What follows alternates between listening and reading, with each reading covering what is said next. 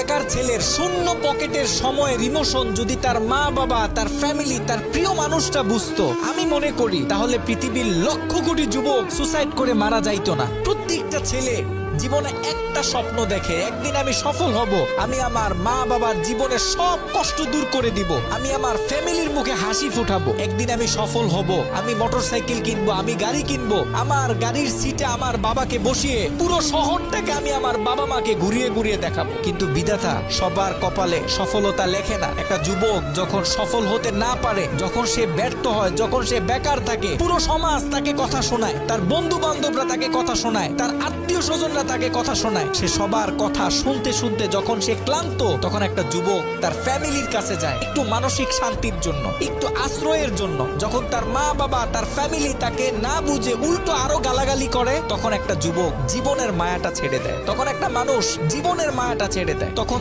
তার কাছে এই পৃথিবীতে বেঁচে থাকাটা মূল্যহীন মনে হয়। প্রত্যেকটা বাবাকে বলবো, আপনার ছেলে যখন অসফল, আপনার ছেলে যখন বেকার, সবার মতো আপনি তাকে কথা শোনায়েন না, কারণ আপনার ছেলের আপনি ছাড়া তো কেউ নাই। আপনার ছেলেকে বুকে টেনে নেন, তার খারাপ সময় তাকে সাপোর্ট করেন, দেখবেন আপনার ছেলে জীবনে এমন কিছু করবে যেটা আপনি কখনো কল্পনাও করতে পারেন নাই। প্রত্যেকটা মানুষের ভিতরে প্রতিভা লুকানো থাকে, প্রত্যেকটা মানুষই পারে এই যুগ জমানা পাল্টে দিতে। আপনি তাকে গালাগালি না করে, আপনি তাকে অতিরিক্ত শাসন না করে, তাকে মোটিভেশন দিন, দেখবেন সে জীবনে অনেক ভালো কিছু করবে।